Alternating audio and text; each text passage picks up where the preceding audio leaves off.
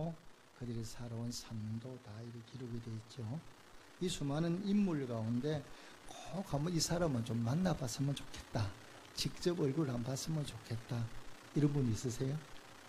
저는 이 성경에 나오는 인물 가운데 꼭 한번 보고 싶은 사람은 요셉입니다. 도대체 얼굴이 얼마나 잘생겼을까 궁금해요. 성경에 인물이 많은데 아마 꽃미남의 원조가 누군가 바로 요셉이 아니겠나, 창세기에 나오죠. 나중에 또 뭐 인물이 진짜로 인물이 잘생긴 사람이 한 사람 있습니다. 누군지 아세요? 압살롬이죠. 머리끝부터 발끝까지 흠이 없다 할 정도로 인물이 참 좋았던 사람이 바로 압살롬이기도 해요. 근데 요셉이 이 성경의 이제 주인공으로 믿음의 조상으로 기록되어 나오는데, 요셉의 삶을 아름답게 만든 것이 이런 뭐라고 생각하십니까? 요셉의 외모가 워낙 출중하니까 그 외모가 요셉의 삶을 아름답게 만들었느냐? 이렇게 물어보면 그건 아니죠. 뭘 보고 알 수 있습니까? 요셉이 그 외모 때문에 어디를 가게 됩니까? 감옥에 가게 되잖아요. 그러니까 이 외모 때문에 빛나는 게 아니라 그 외모로 인하여 감옥에 가는 그런 일도 벌어지니까 꼭 잘생긴 것이 좋은 것만은 아니다, 그렇게 생각하면 좀 위로가 되지 않습니까? 그죠?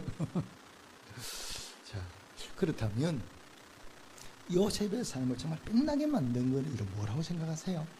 요셉이 성경의 주인공이 되고 수많은 사람에게 복을 줄 수 있는, 많은 사람 유익하게 만드는 그런 능력, 그런 재주가 도대체 요셉의 어떤 점이라고 생각하세요? 성경을 우리 요셉을 살펴보면 정말 요셉의 인생을 빛나게 만든 그 요소가 무엇인가 한 번쯤 우리가 좀 알아야 될 필요가 있다고 생각합니다. 오늘은 이 부분에 대해서 좀 살펴보고 우리가 은혜를 좀 받고자 합니다. 자, 그러면 구약의 본문의 주인공 요셉인데, 요셉이 누군가부터 한번 살펴보겠습니다. 요셉이 누굽니까? 야곱에게 몇 번째 아들입니까? 11번째 아들. 그러니까 야곱에게는 12명의 아들이 있는데 그 가운데 특별히 야곱이 사랑하는 여인이 있어요. 야곱이 정말 사랑했던 여인이 누구냐? 라헬인데 그 라헬의 몸에서 난 아들이 바로 요셉이지요. 요셉이 태어날 때부터 크면서까지 이 야곱이 요셉을 특별히 사랑했어요. 그래서 다른 열왕제, 그러니까 밑에 동생이 태어나기 전까지 10명의 형들이 요셉을 시기를 미워했어요. 형들이 다 요셉을 미워한 이유가 바로 뭐냐? 아버지 야곱이 누구만 예뻐해요? 요셉만 예뻐해요. 옷도 자기들은 그냥 아무 옷이나 주는데 요즘 말로 말하면 요셉에게는 뭐 많이 피는 거예요? 브랜드 많이 피는 거예요. 그러니까 형들이 요셉을 볼 때마다 화가 나는 거예요. 아버지 상을 다 독차지하니까. 자, 그런 와중에 형들이 양을 채로 멀리 갔어요. 그러니까 아버지가 요셉을 불러서 너 형들이 얼마나 잘 지내고 있는지 한번 형들 얼굴 좀 보고 와라, 이렇게 이제 아버지가 신분을 보냈거든요. 그러니까 요셉이 이제 형들을 찾아갔어요. 찾아가서 형들을 만나려고 가까이 가니까 형들이 요셉이 오는 모습을 봤어요. 먼저 보고는 뭐라 합니까? 저놈을 우리가 죽여버릴까? 형들이 죽여버릴까? 이렇게 하다가 차마 죽이지는 못하고 요셉을 잡아가지고 어떻게 했느냐? 구덩이에 빠뜨려 놓았다가 요셉을 지나가는 미디안 상인에게 팔아버렸어요. 그러니까 형들이 요셉을 인신매매한 거죠. 요셉이 이제 형들에게 미움을 받아 팔려와서 어디를 팔려왔습니까? 애굽이라는 나라에 팔려오고, 그 애굽이라는 나라에 보디발이라는, 우리로 말하는 청와대 경호실장쯤 되는, 요즘 말로 하면 그런 집에 종으로 팔려가게 되죠. 그 종으로 팔려가서 생활하는데 워낙 진실하고 똑똑하니까 이 보디발이 가만히 보니까 내가 정말 괜찮은 거예요. 일을 맡겨보니 일을 잘하는 거죠. 그러니까 불러서 뭐라고 합니까? 야, 오늘부터 우리 집의 모든 살림은 내가 너한테 다 맡길 테니까 네가 맡아서 잘 우리 살림을 살아라. 그리고 내 아내하고 내가 먹는 음식 외에는 네가 다 알아서 해, 이렇게 얘기를 했거든요. 그래서 이제 총무가 되어서 가정을 잘 이끌어가요. 근데 문제가 발생해요. 이 보디발의 아내가 요셉을 너무 좋아하는 거죠. 요셉을 너무 좋아해서 계속 동침하자고 속삭여도, 유혹을 해도 요셉이 넘어오지 않으니까 결국은 자존심이 상한 요셉의 아내가 어떻게 하면 보디발의 아내가 어떻게 합니까? 요셉을 모함해가지고 감옥에 보내버리죠. 그때부터 이제 요셉이 감옥 생활을 하고 있던 거죠. 또 감옥에 갔는데도 하나님 요셉을 도와주니까 감옥 안에서도 일을 잘해요. 그러니까 간수장이 뭐라고 하느냐, 오늘부터 네가 내 대신 간수장해. 모든 네가 다 맡길 때니까 네가 알아서 해. 이라고 모든 감옥의 재반 사무를 요셉에게 다 맡겨버리는 거예요. 그때에 어떤 일이 벌어지느냐, 왕의 근처에서 왕을 돌고 잘 섬기는 술 맡은 간원장과 떡 맡은 관원장, 높은 지위 있는 사람이 둘 다가 죄를 보면서 감옥에 들어오잖아요. 그때 두 사람이 꿈을 꿨는데 그 꿈을 요셉이 해석해 주잖아요. 그래서 한 사람은 죽고 한 사람은 복직이 됐는데, 그 복직된 그 사람이 나갈 때 요셉이 부탁을 했거든요. 당신이 복직되면 내가 억울하게 감옥에 와 있다는 걸 좀 알려서 나를 감옥 밖으로 좀 내주세요. 이렇게 부탁을 했는데, 사람이 화장실에 갈 때 볼 때 다른 것처럼 까맣게 잊어버렸어요. 그런데 어느 날 애굽왕 바로가 꿈을 꾼 거예요. 꿈을 꾼데 그 꿈이 너무 이상한 꿈을 꾼 거예요. 그래서 그 꿈이 하도 이상해서 그 꿈을 애굽의 술사를 불러가서 다 이 내 꿈을 좀 해석해봐라 하는데도 어느 누구도 꿈을 해석하는 사람이 없는 거죠.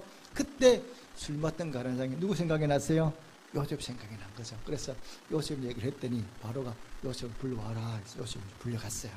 그러니까 왕이 이제 꿈 얘기를 했더니 그 꿈을 듣고 요셉이 해석해 주지 않습니까? 그래서 7년 동안에 뭐가 온다? 풍년이 오고, 그 다음 7년 뭐가 온다?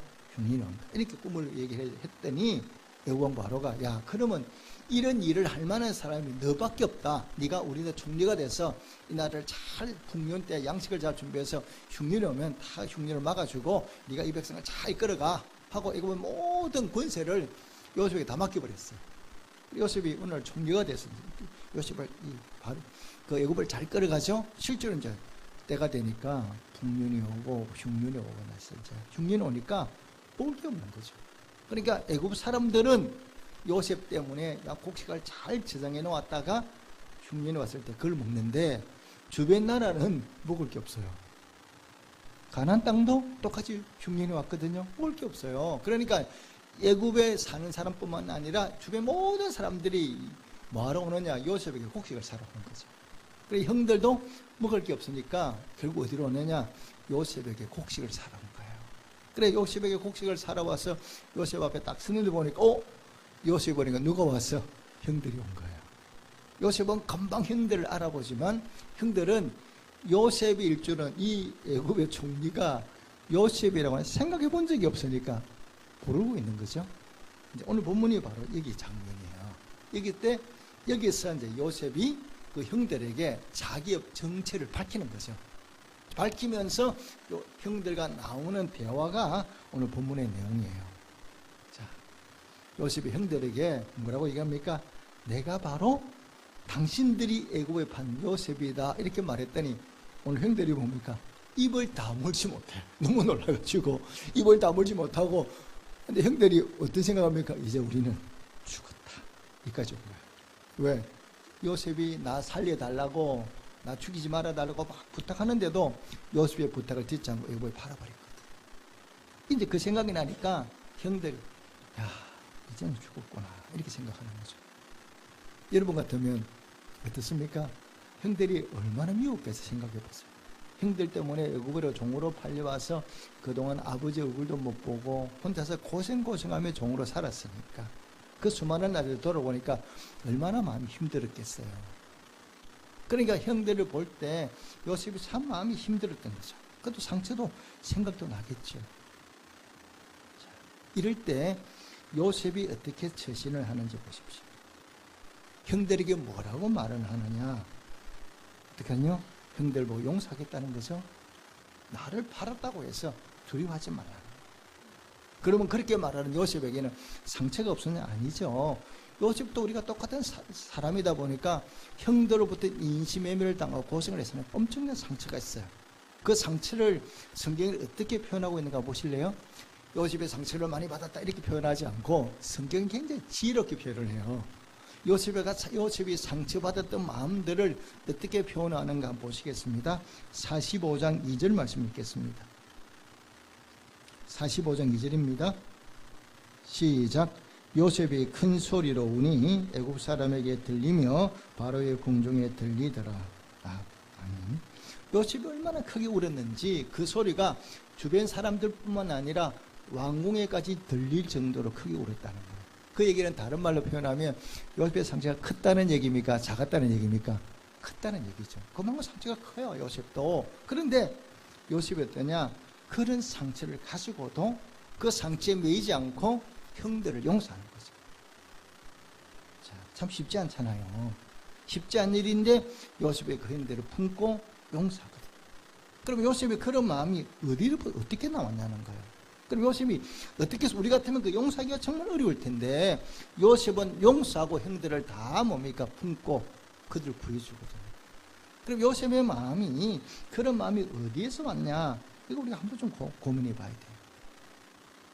자, 요셉에게 있는 것은 우리와 뭐가 다르냐? 눈이 달라요. 눈이. 우리가 바라보는 눈과 요셉이 바라보는 눈은 좀 차이가 있어요.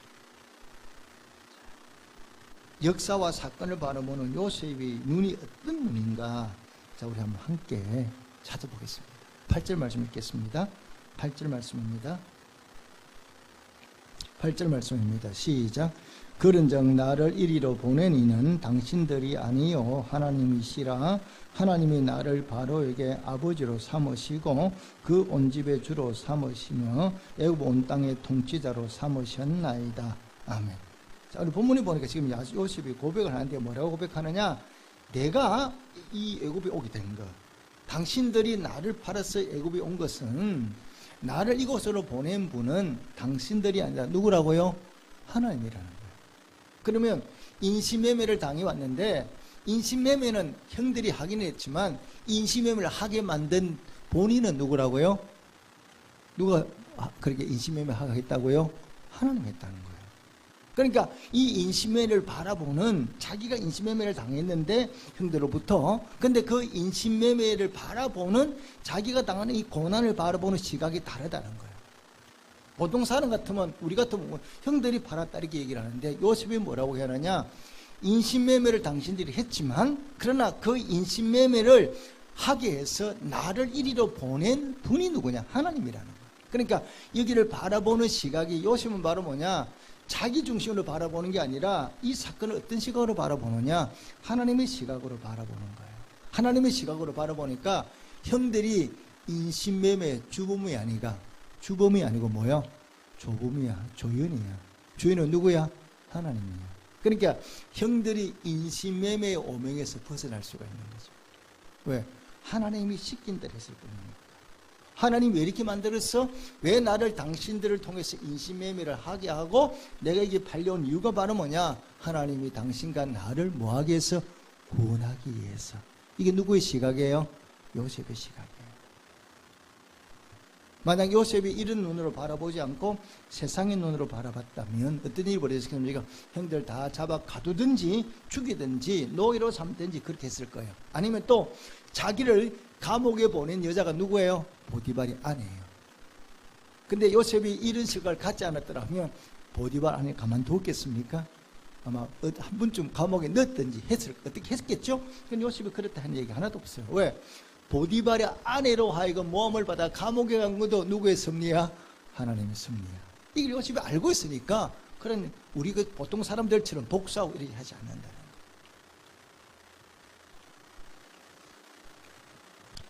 자, 여러분 어떤 시각을 가지고 세상을 바라보고 살아갑니까? 한번 좀 나를 한번 점검해 보세요.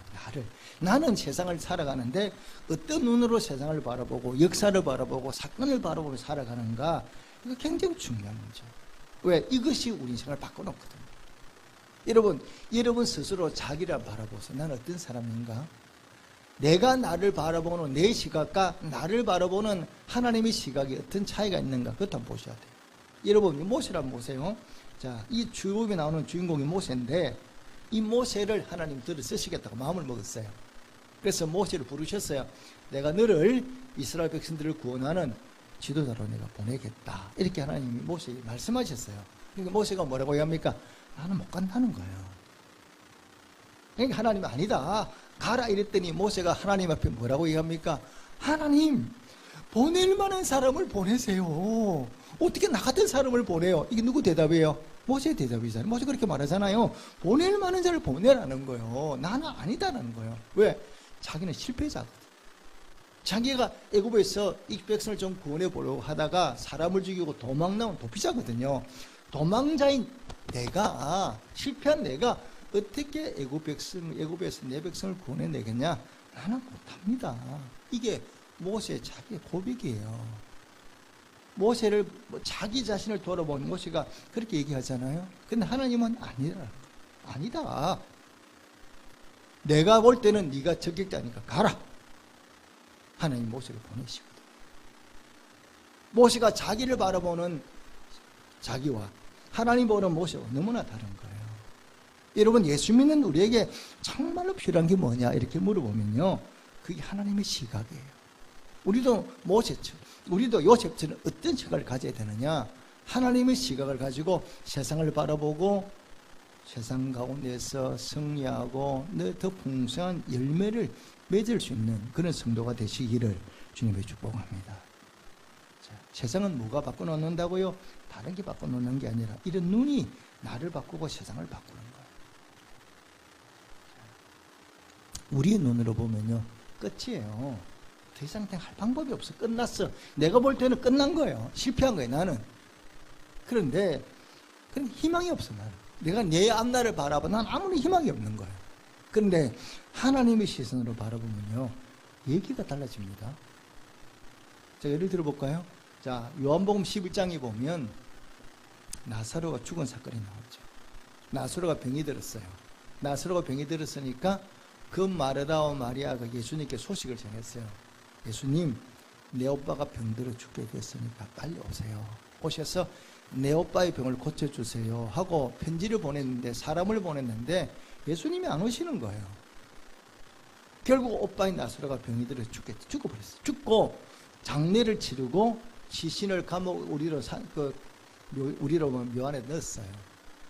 무덤 안에 넣어서 시신이 썩고 있는 나흘 만에 예수님이 나타나신 거예요.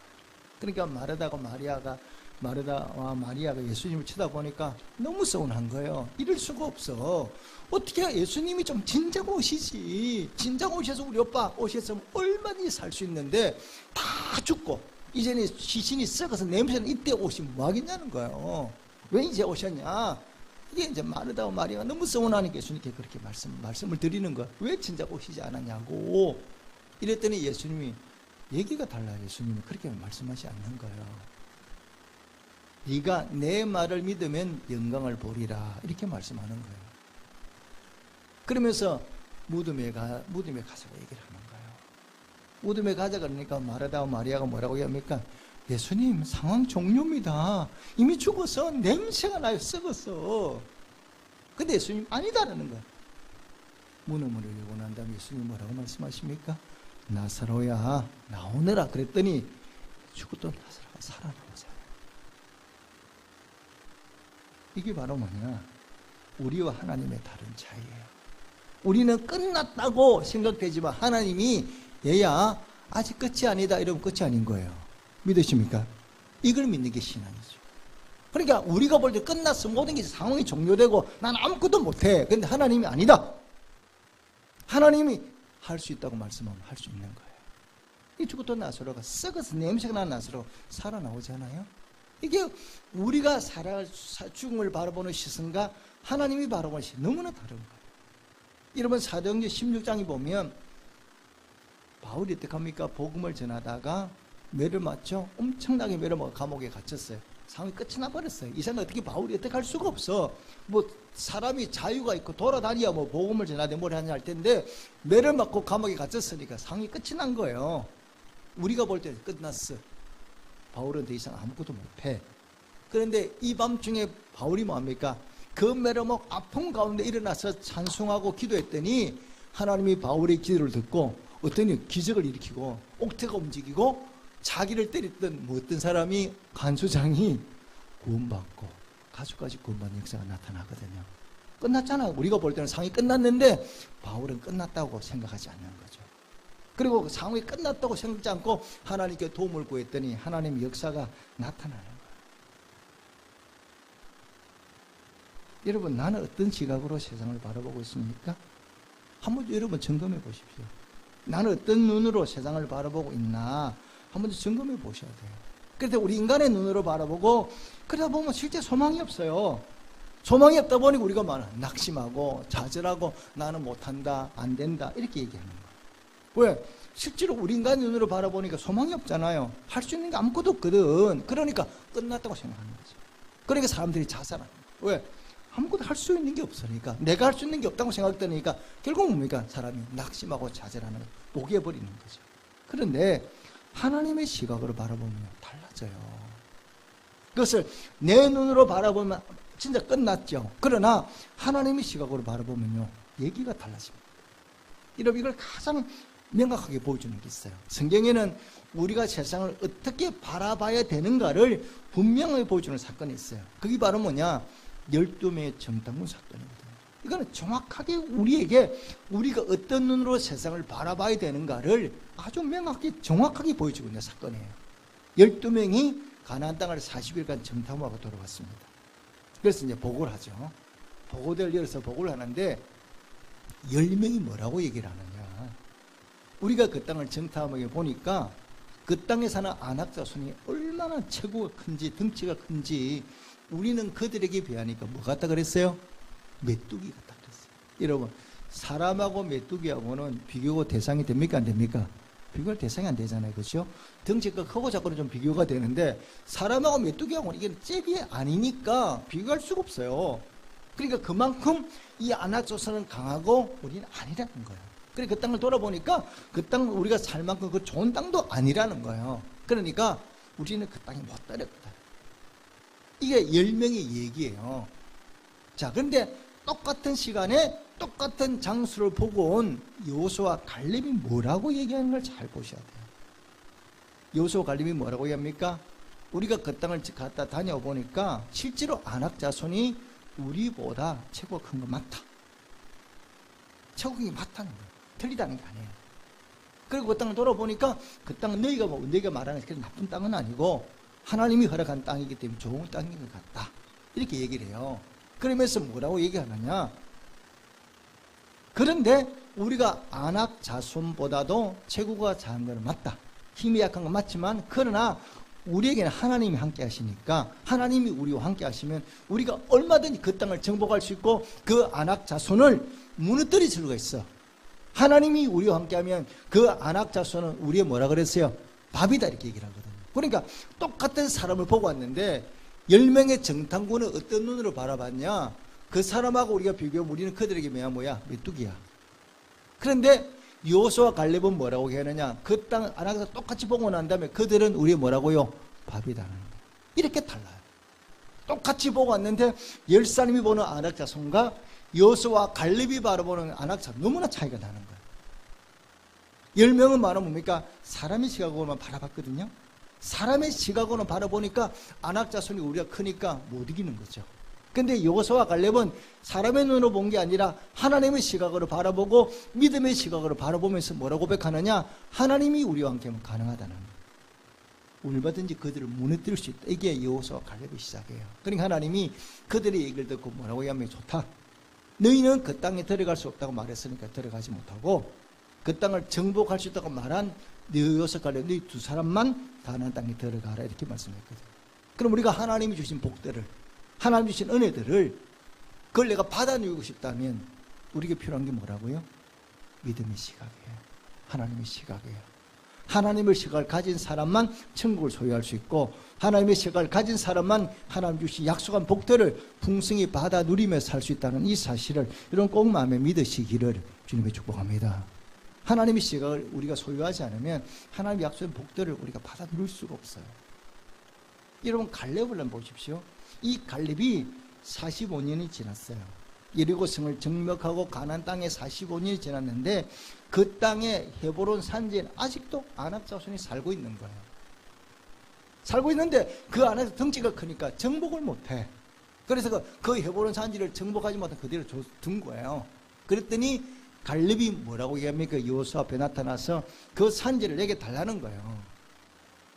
우리가 40년, 50년 전에 당신과 내가 이 땅을 정복할 때에 하나님이 약속하셨다. 그 땅을 밟으면 그 땅을 우리에게 주기 약속해 주셨으니까 내가 그 땅을 밟아서 아낙 자손을 물리치고 내가 그 땅을 차지할 때는 내게 달라.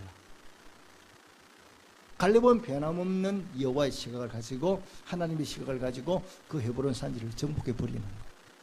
오늘 우리에게 필요한 것이 뭔가를 여러분 깨닫지 않습니까? 우리는 자꾸 힘들다 얘기하잖아요. 세상이 고달프다 얘기만 하지 그것을 인간의 눈으로 바라보고 힘들고 그런 게 사실이죠. 그건 사실이 아닌 게 아니잖아요. 현실은 맞아요. 그렇지만 그 현실을 극복할 수 있는 능력이 어디로부터 주어지느냐? 내가 하나님의 시각으로 믿음의 눈으로 바라보면 여호와 하나님이 나를 도우신다는 사실을, 이게 힘들고 어렵지만 그걸 극복해 나갈 수 있는 은혜를 내게 주어진다는 이 사실을 꼭 마음에 믿으시기를 주님의 축복합니다. 이게 살아있는 믿음이에요. 주여 주 외치는 게 믿음이 아니라고요. 하나님 어떤 분이냐? 하나님은요, 우리가 실패해요. 인생을 살아가는 여러분 실패 안 하는 분이 있습니까? 나는 지금까지 살아오면서 한 번도 실수하지 않고 나는 한 번도 실패한 적이 없다. 그런 분이 있으면 손 한번 들어보세요. 우리는 다 인생 실패하고 실수하고 살아가거든요. 그런데 오늘 신약의 본문에 나오는 대로 내가 실수해도 내가 실패해도 그것을 합력해서 선을 이루는 분이 누구라고요? 여호와 하나님이세요. 내가 실패해도 하나님 내가 실패한 그것을 아름답게 만들어서 풍성한 열매로 바꿔놓는 분이 누구냐? 하나님이세요. 내가 예를 들어볼까요? 자, 룻기에 나오는 나오미를 보십시오. 이 나오미가 어떻게 합니까? 베들레헴 땅에 살다가 식량이 흉년이 오니까 이 식량 문제를 해결하고 모압 땅으로 이사를 왔어요. 올 때는 분명히 남편 엘리멜렉, 나오미, 말론, 기로 4명이 왔어요. 4명이 왔는데 그 땅에 사는 동안에 남편 엘리멜렉이 죽어버렸어요. 아들 말론, 기로는 다 죽어버렸어요. 남은 거면 자기만 남았어요. 그리고 그 모압 땅에서 두 아들을 장가를 보냈거든. 그러니까 이 모압 땅이 모압 여인을 아내로 맡고 가부셋만 남고 며느리 둘 낳고 아들 셋다가 남편 다 죽어버리는 거예요. 기가 막히잖아요. 여러분 생각해 보세요. 기가 막힙니까 여러분? 남편과 두 아들이 다 죽었어요. 솔직히 이거는 이런 요즘 말하면 옛날 말하면 팔자가 기구해도 그렇게 기구한 여자가 없죠. 나오미 같은 그런 여자가 없잖아요. 옛날에 어른들은 뭐 아들 잡아먹고 때리는 표현 다 하잖아요. 옛날 사람들은 자기보다 먼저 때려가는 그런 나오미가 깨닫잖아요. 뭐가 잘못됐지? 뭐가 잘못돼서 이렇게 됐냐고 돌아보니까 하나님 말씀을 어긴 게부터 시작된다는 거예요. 나오미가 깨달았잖아요. 그걸 깨닫고 나오미가 뭐합니까? 내가 베들레헴으로 돌아가겠다는 거예요. 돌아갈 때 둘째 며느리인 자부인이 룻이 끝까지 따라가겠다고 얘기해서 데리고 갔어요. 데리고 나오미가 베들레헴 땅에 돌아오잖아요. 데려오는 사람들이 뭐라고 얘기합니까? 어머 나오미가 왔다 이랬다 그랬어요. 그러니까 나오미가 뭐라고 말합니까? 나를 나오미로 부르지 말고 뭐라 부르라고요? 마라라 부르잖아요. 마라가 뭐야? 괴로움이거든. 내 인생 자체가 괴롭다는 거예요. 나는 실패한 인생이라니까 나를 나오미라고 기쁨이다 이렇게 부르지 말라는 거예요. 그런데 그 나오미가 돌아왔더니 하나님이 그 돌아온 나오미를 위해서 뭘 예비 놓으셨어요? 보아스라는 사람을 예비 놓고 룻과 결혼하게 만들고 아들을 낳아서 결국 뭐 하는 겁니까? 가문을 일으키고 예수님의 족보에 올라가잖아요. 실패한 나오미의 삶을 복된 여인의 삶으로 바꿔놓은 게 누구라고요? 여호와 하나님이시거든. 여러분 내가 실수하고 실패를 해도 실패한 내 인생을 누가 바꿔놓냐? 내가 하나님의 눈으로 바라보고 하나님 의지하고 믿음으로 도전하면 하나님 내 인생을 실패자에서 멋진 성공자로 바꿔주신다는 이 사실을 믿고 도전하는 성도가 되시기를 주님의 축복합니다. 그래서 어떤 어려움이 와도 우리가 믿음의 눈을 가지고 바라봐야 돼요. 사람의 눈으로 바라보는 게 아니라 믿음의 눈을 가지고 바라보면 반드시 때가 되면 그 열매를 거두게 되는 거예요. 여러분 요셉의 장식에 보면요, 요셉이 뭐라고 얘기를 하느냐? 꿈을 꾸잖아요. 요셉이 꿈을 꾸고 얘기를 하죠. 내가 꿈을 꾸니까 아버지 단들과 형님들이 단에 다 내게로 와서 나한테 절하더이다 이렇게 얘기를 했어요. 그러니까 꿈을 꾸고 아버지의 단과 형들의 단에 다 내게 절한대라니까 형들이 그 얘기 듣고 비웃고 쉬겠다 그랬거든요. 요즘 말에 미친놈 이렇게 얘기했다는 거예요. 그런데 그 말을 누구만 마음에 새겼다고요? 아버지 야곱은 그 말을 마음에 간직했다 이렇게 성경이 기록하고 있어요. 그러니까 요셉이 꿈을 꾸고 그 꿈 얘기를 할 때 그 형들은 안 믿은 거죠. 믿지 않고 도리어 시기를 했는데 아버지만큼은 요셉이 말한 그 말을 마음에 담아두고 믿은 거예요. 때가 되니까 그 믿음대로 요셉이 뭐가 됩니까? 총리가 돼서 자기와 모든 형제를 구원하잖아요. 여러분 우리가 하나님의 말씀을 마음에 새기고요, 그 말씀을 마음에 믿으면 반드시 내 삶에 풍성한 열매가 있다는 사실을 마음에 믿으시기를 주님의 축복합니다. 내 자녀를 내 눈으로 바라보면요, 저게 무슨 인간이 되겠나? 뭐 나중에 이렇게 생각이 들 때가 있어요. 왜? 지금은 쏙쏙이는 아들이니까 아들 쳐다보고 그 쏙쏙이는 아들 자녀를 쳐다보면 마음이 상하니까 뭔가가 되겠나? 이렇게 생각하시면 그게 아니라, 하나님은 내가 바라볼 때 이럴지 몰라도 하나님은 그 내 아들과 내 자녀를 통해서 이 사건을 통해서 또 다른 계획을 예비하고 있다는 사실도 여러분 기억하셔야 돼요. 그러니까 우리가 인간의 눈으로 바라보지 말고 예수 믿는 우리는 어떤 눈으로 바라봐야 되느냐? 믿음의 눈으로 바라봐야 돼요. 그러면 나중에 시간이 지나보면 하나님의 역사는 뭐냐? 믿음을 따라서 역사하게 돼 있어요. 제가 전에도 얘기했죠. 우리 딸이 한 달에 얼마 준다 그랬습니까? 저한테 1,000만 원 준다 그랬거든요.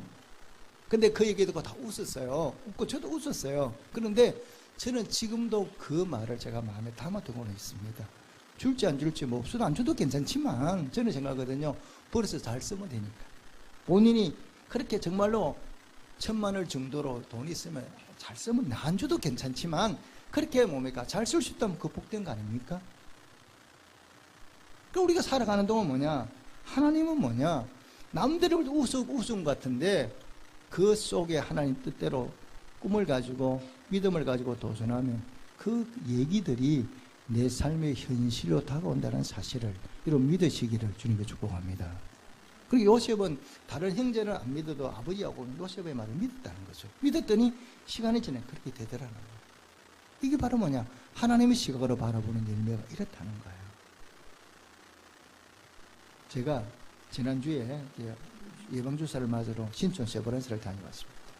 근데 그 신촌 세브란스에서 제가 가면서 다시 한번 내려서 길을 걸어서 그 멀리 신촌 세브란스 바라보면서 제가 그 생각을 했어요.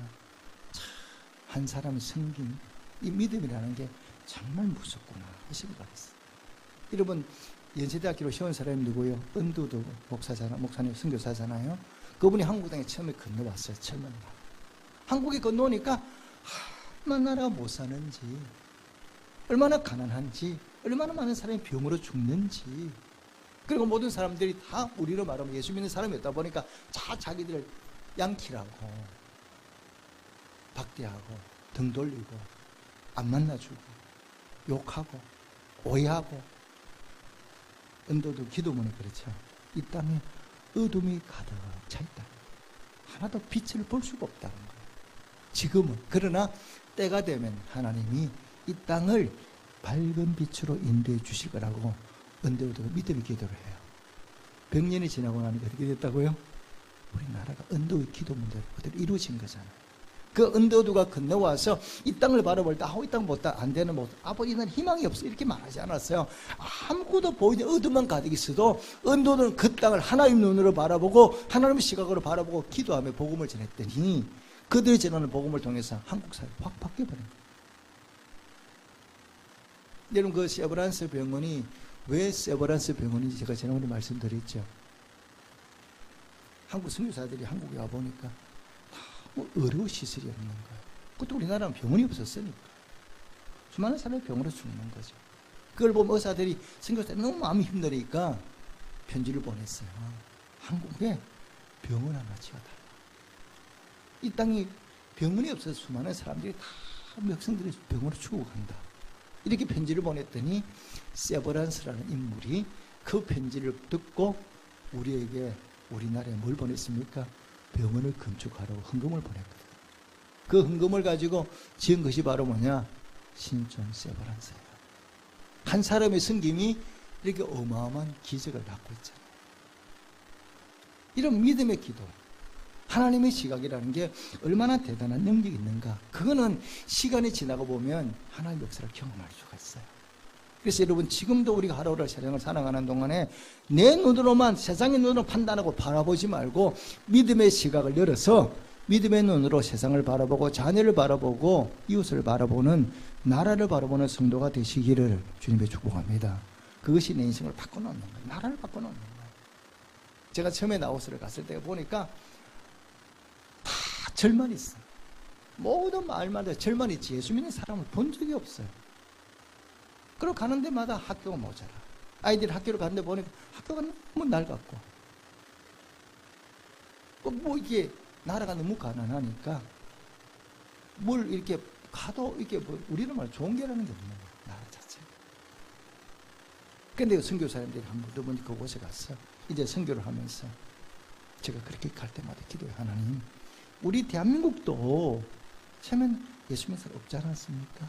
이 땅 지금 어둠만 가득 차이고 절만이 지금 마을마다 세워져 있지만 이에 우리가 비모든 복음을 전하고 이 땅이 하나님 나라가 앞으로 이 땅 임하게 될 거고, 이 땅에 학교가 세워지면서 이제 이 학교를 통해서, 교육을 통해서 인재들이 배들리지 않겠습니까? 그런 역사를 만들어 주십시오. 그런 마음으로 그 땅을 밟고 기도하고 그 땅 학교를 세웠어요. 앞으로 아마 100년이 지나면, 그 100년이 지나지 않아도 이 라오스도 시간이 지나면 복음화가 이루어지고 우리가 세운 학교를 통해서 훌륭한 인재들이 배출된다는 이 사실을 여러분 믿으시기를 주님의 축복합니다.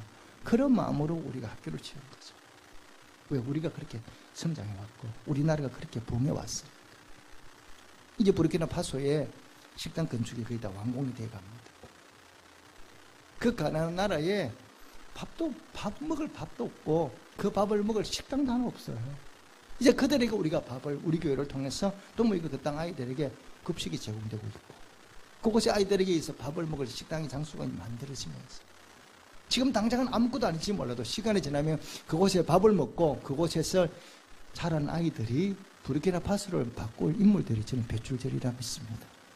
그것 때문에 우리가 뭐냐? 선교사 파송하는 거고, 그것 때문에 우리가 돈이 남아서 그 땅 식당 지어주는 게 아니잖아요. 우리가 그랬으니까. 하나님은 우리나라에 그런 은혜를 베풀어 주셨으니까 그 나라에도 그렇게 은혜를 베풀어 주시면 가능한 거죠. 그래서 우리에게 필요한 그런 바람 뭐냐? 당장 눈앞에 보이는 이것만 우리가 쫓아가는 게 아니에요. 믿음의 눈을 가지고 하나님의 시각을 가지고 선교지를 바라보고 기도하고 우리가 그 사역들을 감당해 나갈 때 하나님의 역사가 반드시 우리 가정에, 우리나라에, 우리 교회, 전 세계도 그런 믿음의 역사들이 하나님의 은혜의 뭡니까?